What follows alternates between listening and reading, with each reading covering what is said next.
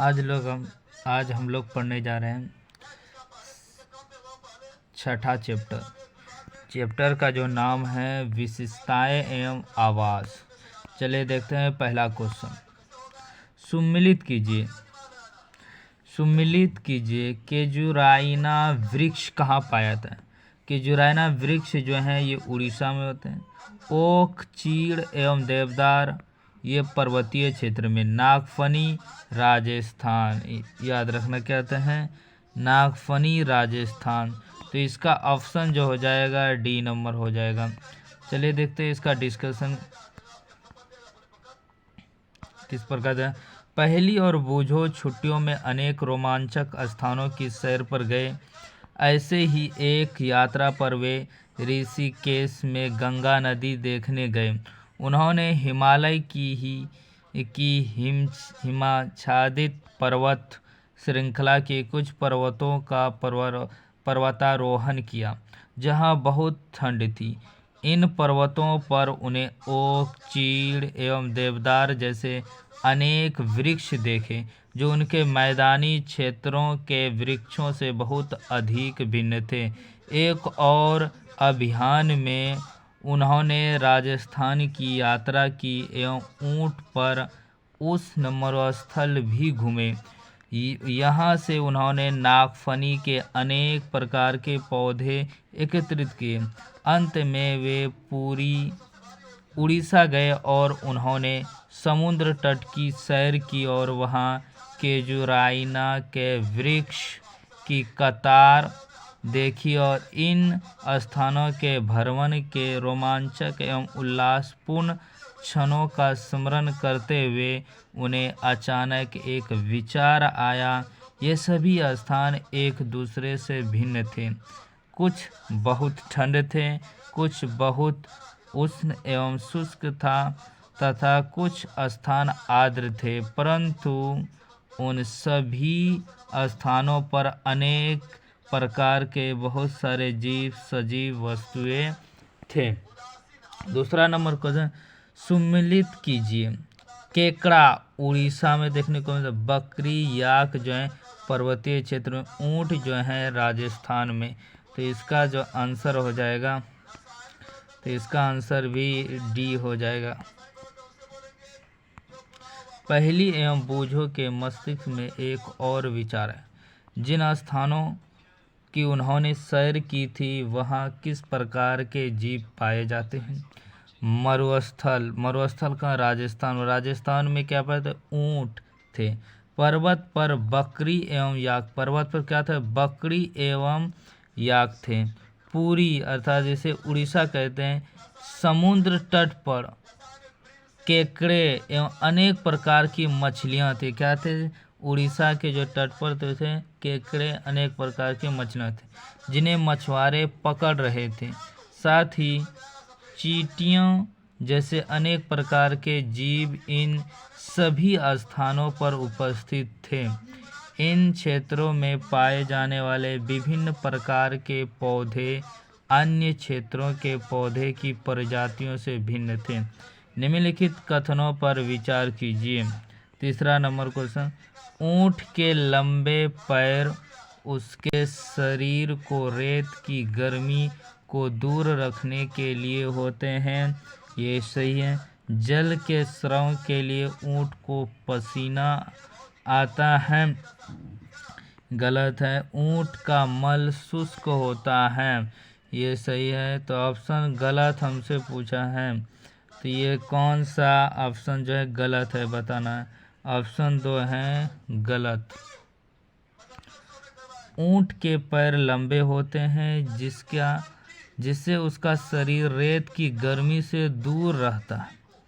उनमें मूत्र तो सर्जन की मात्रा बहुत कम होती है तथा मल शुष्क होता है।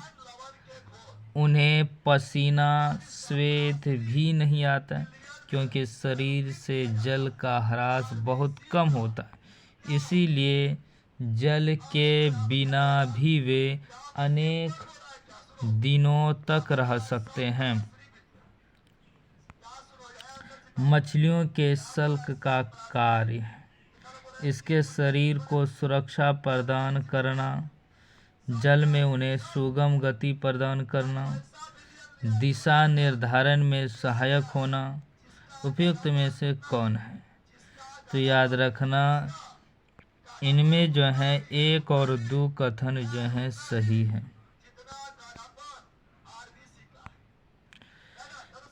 इतने अधिक किस्म की मछलियों में क्या आपको इनकी आकृति कुछ समानताएं दिखाई देती हैं? इन सभी का शरीर धारा रेखीय होता। उनकी यह आकृति उन्हें जल के अंदर विचरण करने में सहायता करती। मछलियों का शरीर चिकने शल्कों से ढका होता है। ये शल्क मछली को सुरक्षा तो प्रदान करते ही हैं, साथ ही उन्हें जल में सुगम गति करने में भी सहायक है। मछली के पंख एवं पूंछ चपटी होती हैं, जो उन्हें जल के अंदर दिशा परिवर्तन एवं संतुलन बनाए रखने में सहायता करते। मछली के गिल क्लोम होते, जो उसे जल में श्वास लेने में सहायता करते हैं। 5 नंबर क्वेश्चन देखते हैं। जिन विशिष्ट संरचनाओं अथवा स्वभाव की उपस्थिति किसी पौधे अथवा जंतु को उसके परिवेश में रहने योग्य बनाती है, कहलाता है अनुकूलन। क्या कहलाता है? उन्हें हम अनुकूलन कहते हैं। क्या कहते हैं? अनुकूलन। हमने पृथ्वी पर पाए जाने वाले असंख्य प्रकार के जंतुओं में से केवल 2 उदाहरण लिए। हम देखते हैं कि सजीवों की इन सभी किस्मों में ऐसी कुछ विशिष्ट संरचनाएं होती हैं जो उन्हें अपने परिवेश में रहने योग्य बनाती हैं, जिसमें वे प्रायः पाए जाते हैं। जिन विशिष्ट संरचनाओं अथवा स्वभाव की उपस्थिति किसी पौधे अथवा जंतु को उसके परिवेश में रहने योग्य बनाती हैं, अनुकूलन कहते हैं। विभिन्न जंतु भिन्न भिन्न परिवेश के प्रति अलग रूप से अनुकूलित हो सकते हैं। 6 नंबर क्वेश्चन। स्थलीय आवास का उदाहरण नहीं है। वन, घास के मैदान, मरुस्थल, तटीय पर्वतीय क्षेत्र, दलदल, इनमें से कोई। तो इसका आंसर जो होगा दलदल जो है स्थलीय नहीं है। स्थल जमीन पर पाए जाने वाले पौधे एवं जंतुओं के आवास को स्थलीय आवास कहते हैं। वन, घास के मैदान, मरुस्थल, तटीय एवं पर्वतीय क्षेत्र स्थलीय आवास के कुछ उदाहरण हैं। जलीय आवास का उदाहरण नहीं है। जलाशय, दलदल, झील, नदियाँ, समुद्र, तटीय क्षेत्र, यही सही आंसर हो जाएगा। जलाशय, दलदल, झील, नदियाँ एवं समुद्र जहाँ पौधे एवं जंतु जल में रहते हैं, जलीय आवास है। विश्व के विभिन्न भागों में पाए जाने वाले वनों, घास के मैदानों, मरुस्थलों, तटीय एवं पर्वतीय क्षेत्रों में भी बहुत विषमताएं हैं। यह सभी जलीय आवासों के लिए भी सत्य हैं। जैव घटक के उदाहरण। पौधे और जंतु जो हैं जैव घटक हैं। किसी आवास में पाए जाने वाले सभी जीव जैसे कि पौधे एवं जंतु उसके जैव घटक हैं। चट्टान, मिट्टी, वायु एवं जल जैसी अनेक निर्जीव वस्तुएं आवास के अजैव घटक हैं। निम्नलिखित कथनों पर विचार करना है। चट्टान, मिट्टी एवं पौधा, जल, वायु एवं सूर्य के प्रकाश उपयुक्त में से जैव घटक के उदाहरण नहीं है। तो ये ना ही 1 और ना ही 2 जो हैं जैव घटक के उदाहरण हैं। किसी आवास में पाए जाने वाले सभी जीव जैसे कि पौधे एवं जंतु उसके जैव घटक हैं। चट्टान, मिट्टी, वायु एवं जल जैसे अनेक निर्जीव वस्तुएं आवास के अजैव घटक हैं। सूर्य का प्रकाश एवं ऊष्मा भी परिवेश के अजैव घटक हैं। 10वां नंबर क्वेश्चन, मरुस्थलीय पौधे में शूल किसका परिवर्तन है? जड़, तना,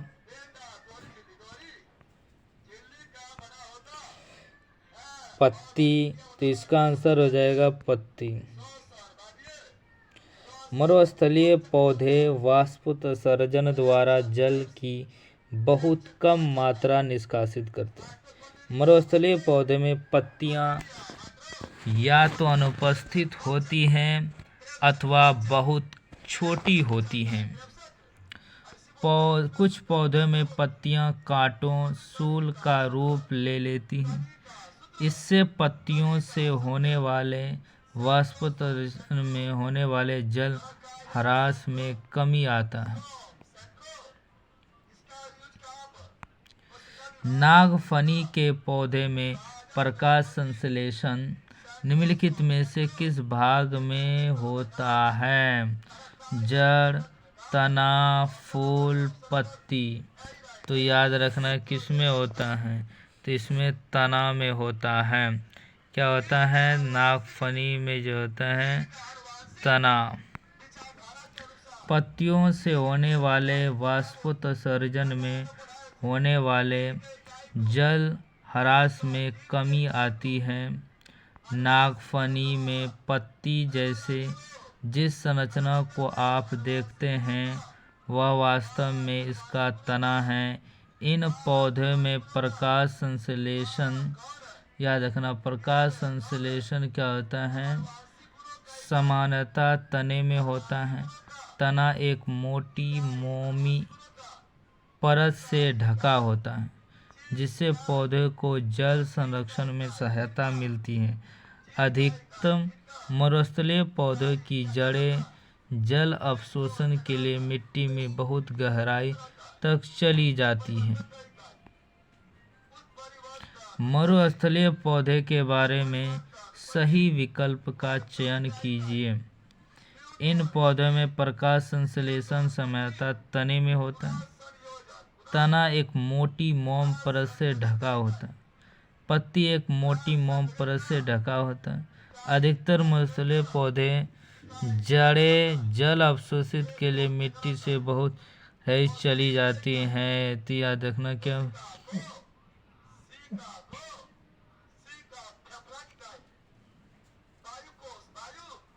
तो इसका आंसर क्या बोला? तो बारे में विकल्प सही विकल्प का चयन कीजिए। सही विकल्प का चयन, पत्ती मोटी मोम परत से ढकी होती। मरुस्थलीय पौधे वाष्पोत्सर्जन द्वारा जल की बहुत कम मात्रा निष्कासित करते हैं। मरुस्थलीय पौधे में पत्तियां या तो अनुपस्थित होती हैं अथवा बहुत छोटी होती हैं। कुछ पौधों में पत्तियां कांटे का रूप ले लेती हैं। इससे पत्तियों से होने वाले वाष्पोत्सर्जन में होने वाले जल में कमी आती है। नागफनी में पत्ती जैसे जिस संरचना को आप देखते हैं वह वास्तव में इसका तना है। इन पौधों में प्रकाश संश्लेषण सामान्यतः तने में होता है। तना एक मोटी मोम परत से ढका होता है जिससे पौधे को जल संरक्षण में सहायता मिलती है। अधिकतर मरुस्थलीय पौधे की जड़ें जल अवशोषण के लिए बहुत गहराई तक चली जाती हैं। किस प्रकार की क्षेत्र की पेड़ की विशेषता है? किस प्रकार की क्षेत्र की पेड़ की विशेषता? ये शंकुकार होते हैं। इनकी शाखाएं तिरछी होती हैं। इनकी पत्तियां सुई के आकार होती हैं। तो याद रखना पर्वतीय क्षेत्र इसकी शंकु आकार होती है, तिरछी होती हैं। इनकी पत्तियां सुई के आकार होती।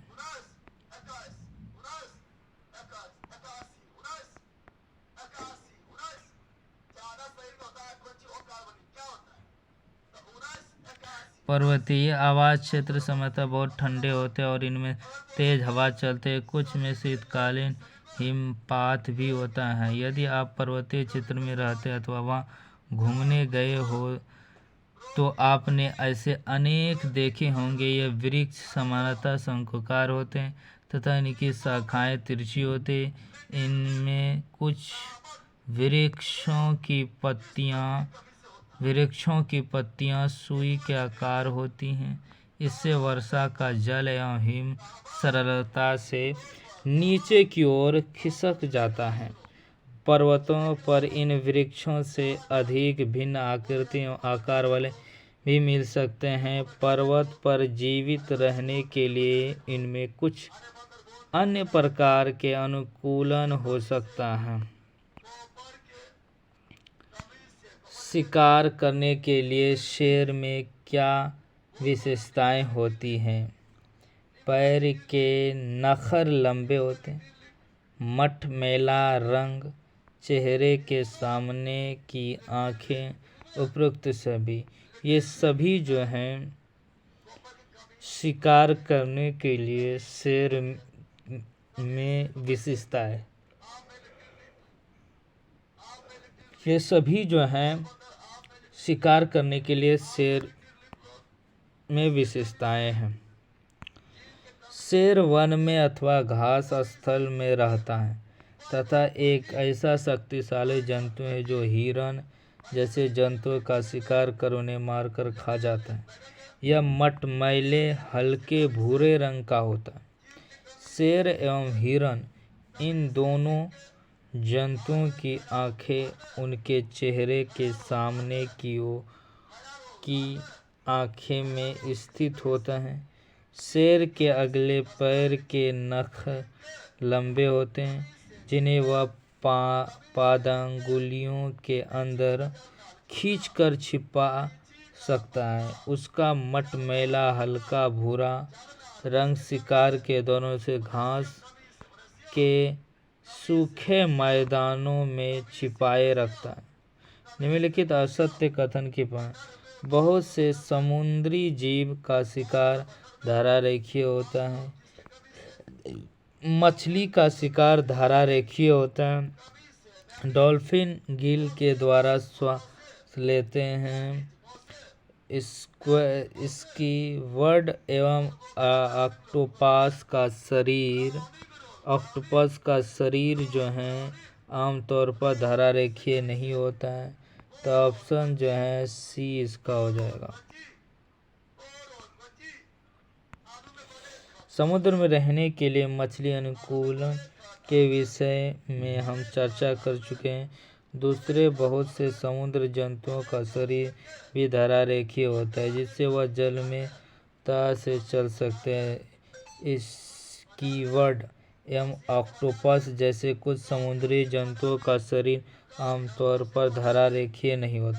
किसका? स्क्विड एवं ऑक्टोपस पूछेगा किसका शरीर धारा रेखीय? जलीय जंतु जो हैं स्क्विड और ऑक्टोपस वे समुद्र की गहराई में तलहटी में रहते हैं तथा अपनी ओर आने वाले शिकार को पकड़ते हैं। जब वे जल में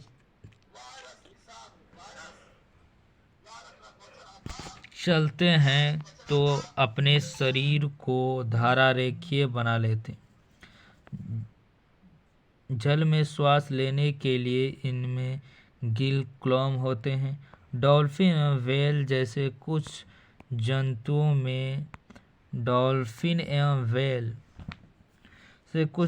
में गिल नहीं होते।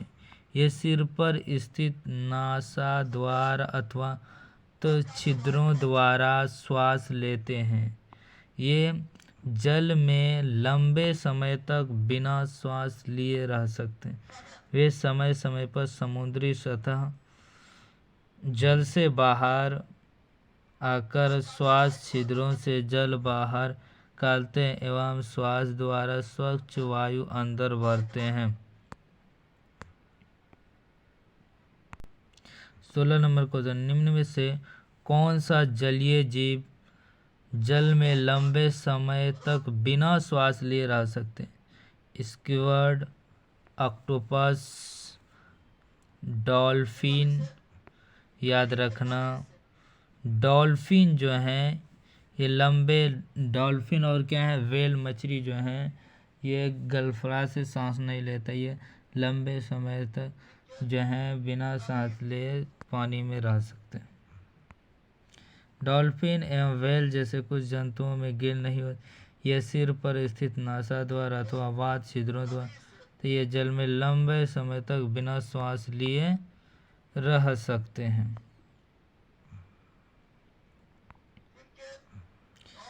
वे समय समय पर समुद्री सतह जल बाहर श्वास छिद्रों से जल बाहर निकालते हैं, श्वास स्वच्छ वायु अंदर लेते हैं। निम्न से कौन सा जलीय जीव के सिर पर स्थित नासा द्वारा अथवा वात छिद्रों द्वारा श्वास लेते हैं? छिद्रों द्वारा नासा द्वारा जो है स्क्विड, व्हेल, डॉल्फिन। डॉल्फिन और व्हेल जो हैं यह दोनों जो हैं सांस लेते हैं। डॉल्फिन एवं व्हेल जैसे कुछ जंतुओं में गिल नहीं होते, यह सिर पर स्थित नासा द्वार अथवा वात छिद्रों द्वारा श्वास लेते हैं। ये जल में लंबे समय तक बिना श्वास लिए रह सकते हैं। वे समय समय पर समुद्री सतह जल से बाहर आकर श्वास छिद्रों से जल बाहर निकालते एवं श्वास छिद्रों द्वारा स्वच्छ वायु अंदर भरते हैं। जलीय पौधे के निम्न में से कौन सा गुण है? जलीय पौधे का जो है इनमें कौन सा गुण देखने को मिलता है? तना लंबा, खोखला एवं हल्का होता है। जड़ें आकार में छोटी होती हैं। तना जल में की सतह तक वृद्धि करता है। तो ये सभी जो हैं जलीय पौधे की गुण हैं। कुछ पौधे की जड़ें जलाशय की तलहटी की मिट्टी में स्थिर रहती। स्थलीय पौधे में जड़ मिट्टी से जल एवं खनिज पोषकों का अवशोषण महत्वपूर्ण कार्य करती, परंतु जलीय पौधे में जड़ें आकार में बहुत छोटी होती है। जलीय पौधे जो हैं आकार में क्या होता है? बहुत छोटी होती है। इनका मुख्य कार्य पौधे को तलहटी में जमाए रखना। इन पौधों का तना लंबा, तना क्या होगा? लंबा होगा, खोखला एवं हल्का होता है। तना जल की सतह तक वृद्धि करता है। तना जो है जल की सतह तक वृद्धि करता है, जबकि पत्तियां एवं फूल जल की सतह पर पलवन करते हैं, तैरते हैं। 19 नंबर क्वेश्चन देखते हैं। निम्नलिखित में से असत्य कथन की पहचान करें। सजीवों को उनके अंदर होने वाले अन्य जैव प्रक्रमों के लिए भी ऊर्जा की आवश्यकता होती। भोजन सजीवों को उनकी वृद्धि के लिए आवश्यक ऊर्जा प्रदान करता है। केंचुआ नासा मार्ग के द्वारा सांस लेते हैं, इनमें से कोई नहीं। तो इनमें से असत्य कथन कौन सा गलत कथन है ये बताना है। यही गलत है। केंचुआ जो है वह जो है त्वचा से सांस लेता है। केंचुआ अपनी नम त्वचा के माध्यम से श्वसन करता है, न कि नासा मार्ग। उसकी त्वचा पतली होती है और उसमें रक्त के सिकाएं प्रचुर मात्रा में होती है, जिससे गैसों का आदान प्रदान हो पाता है। इस प्रक्रिया को त्वचीय शोषण कहते हैं। भोजन सजीवों को उनकी वृद्धि के लिए आवश्यक ऊर्जा प्रदान करता है। सजीवों को उनके अंदर होने वाले अन्य जैव प्रक्रमों के लिए भी ऊर्जा की आवश्यकता है। 20 नंबर। निम्न से कौन से सजीवों के गुण नहीं है? शोषण, भोजन की आवश्यकता नहीं होती, तो सर्जन, प्रजनन। तो याद रखना बी नंबर जो है यही व्रत नहीं होते।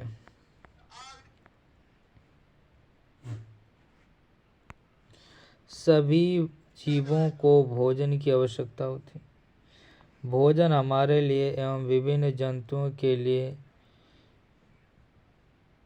इतनी आवश्यक है। हमने यह भी सीखा कि पौधे प्रकाश संश्लेषण के द्वारा अपना भोजन स्वयं बनाते हैं। जंतु भोजन के लिए पौधों अथवा अन्य जंतुओं पर निर्भर रहते हैं। भोजन सजीवों को उनकी वृद्धि के लिए आवश्यक ऊर्जा प्रदान करता है। सजीवों को उनके अंदर होने वाले अन्य जैव प्रक्रमों के लिए भी ऊर्जा की आवश्यकता है। पौधे अपना भोजन निम्न प्रक्रिया द्वारा स्वयं बनाते हैं। प्रकाश संश्लेषण।